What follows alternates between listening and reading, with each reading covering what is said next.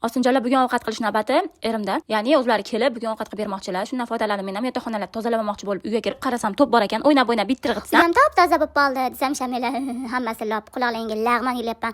Bitta uyni tozalash uchun qaranglar qancha harakat qilamiz. Yana nima deyishadi? Uyda o'tirasan, nima ish qilasan? Umuman ishlamasang, ishga bormasang, pul topmasang, maza qilib uyda ering olib kelgan yeb yotasan deyishadi. O'sha yeb yotish ham oson emas, ovsinjonlar. Nima deysizlar? Kech-kecha o'zi qiladigan ishimiz ko'chada ishlaydiganlardan ko'ra ko'proq bo'lsa kerak deb o'ylayman men. Xullas, palni yarmigacha yig'ishtirib bo'lsam, erim ovqat pishirayapsiz chiqing dedi. O'zlarini qo'lidan shiringina golubsilar tayyorlab qo'yibdilar. Bir ikki marta aldab sulasam, biram shirin ovqat qilasiz desam, endi haftada bir marta ovqat qilib beryapti. Keyin orada dasturxonni yig'ishtirib tezgina uyga kirib ketaman. Nimaga telefonlarini zaryadkaga qo'yib chiqib ketgan ekanlar Erjon. Uyda yo'qliklardan foydalanib, sekingina telefonlarini olib titib ko'rdim, lekin ovsinjonlar sizlarga maslahat bermayman. Oila tinchligini o'ylasalar, Eringiz bilan itmisha bo'lib urushni xohlamasalaring, shunchaki telefonni titmanglar.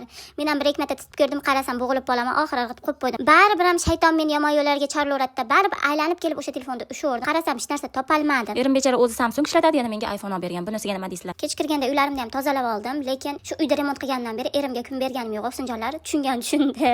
Xullas, men remont qilgan uyda yashayapsiz deb ta'na qilyapman, boshda yong'oq chaqyapman ovsinjonlar. Qorin to'ydi, qayg'u ketdi, uyqu ham keldi. Vloglarni ham oldim ovsinjonlar. Bilib qo'yapman, ba'zilari meni ko'rib tomosha qilib, like bosib, kommentariy yozib obuna bo'lmayapsizlar. Bo'lmaydi endi, bu vijdonga to'g'ri kelmaydi ovsinjonlar. Davay tez obuna bo'linglar.